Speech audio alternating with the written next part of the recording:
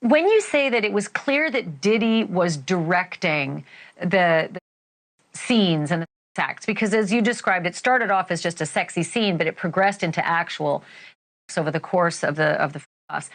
What kind of direction did you get the sense? Like aggressive, mean, demanding, or just, hey, this is kinky, let's do this? Not even as I described in the text, they were very subtle. Mr. Combs was always basically across the room. He probably was looking back at him like, hold your head still, hold your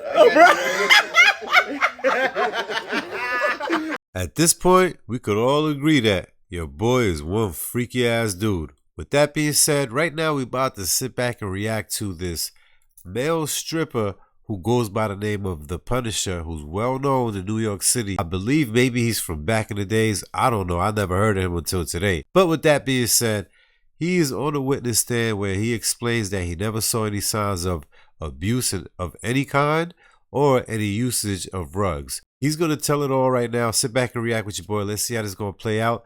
Listen, your man Diddy, I really don't understand the charges. However, he's a sick individual, but the charges and what they're disputing or showcasing in the court, it just doesn't add up.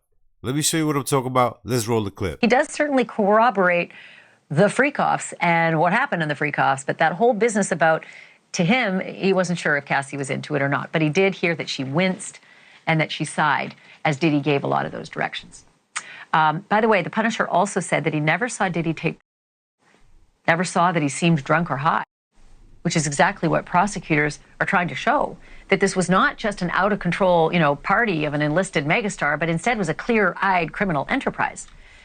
And I mentioned it off the top of the show, so I'm happy now to introduce the man who spent the better part of today on the witness stand. Sheree, the Punisher Hayes, joins me now live. Mr. Hayes, it's really good of you to be here. Thank you so much for doing this. I can imagine you've had a hell of a day. Definitely a challenging day today. So tell me a little bit about it. Like, how was it? How'd you feel up there? Like, give me a summary and a description of what that day was like for you. Well, it's very nerve-wracking. There's nothing you can do to really prepare yourself for that type of environment. Very tense scenario, very serious atmosphere, and I just kept a mind frame of from the time I've been contacted by investigators. It's just give my version of the truth, what I can remember to the best of my ability, and that's what I tried to do today. So I know that you talked about this on the stand, but I want to just sort of flesh it out with you a little, because we get court sketches. There's no cameras in court, so it's really good to have you in person. When you say that it was clear that Diddy was directing the scenes and the acts, because as you described, it started off as just a sexy scene, but it progressed into actual sex over the course of the freak-offs. What kind of direction did you get the sense? Like aggressive, mean, demanding, or just, hey, this is kinky, let's do this? Not even as I described in the text, they were very subtle. Mr. Combs was always basically across the room, and it would be in a low tone, and it would just be suggestive. It was nothing aggressive, nothing that would create some sort of scenario that this was like unnatural between them. Obviously, a sexual scenario with a couple is not the norm, but it's something that I had heard about before, and there's some couples that get into this. And in hindsight, if there were no accusations, I would have saw it as completely natural. Nothing natural about that right there. You weird too, not just Diddy. All of y'all weird. All three of y'all in that room are weird. That means that you are liable, allegedly, or doing something strange for a piece of change.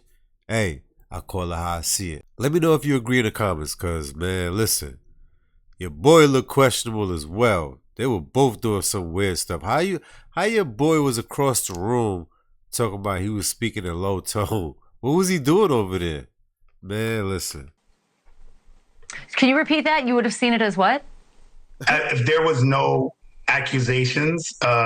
Like in hindsight, all this stuff is in hindsight. Like in the Mhm. moment, I didn't see it as anything but a couple doing something risque, and Cassie as a partner trying to create a fantasy for who I believed was her husband, and for the majority of this. What? So at one point in your testimony, I think you mentioned, and I was just reading transcript because, of course, there's no cameras. You mentioned that Sean Combs was slightly aggressive in his tone, and that Cassie would sigh or wince at some of his direction. Can you explain that a little bit more? Why is she poking like this for? She thinks she's funny right now. It seems like none of us could get past go and collect 200. We all gonna be stuck with his sexual fantasies and what he was doing. I see no criminal enterprise right here. And I know you don't either. We just see a sick individual who has weird fantasies that actually acts them out. That's it. That's all we see. A bunch of weirdos. That's all. Yeah, I understand that you're getting it in parts. It was quite a long testimony. When the sighing and the wincing was associated with, some of the direction was very specific, and it could be one after the other in terms of move the candle to the left, move it a little more, move it a little more, and now move your body a little more, stuff like that. And it was kind of unnatural for a scenario where you're trying to create a sexual situation. So my understanding or my interpretation of it in the moment was frustration with the repeated directions. Listen, I don't know what these charges equate to, but it definitely does not equate to a criminal enterprise. It's just a bunch of freaky people doing freaky things for a piece of change. That's what it looked like. I don't see where in the world that a John is getting accused or is going through a RICO charge. He's a John. He's not selling any kind of anything to further any kind of.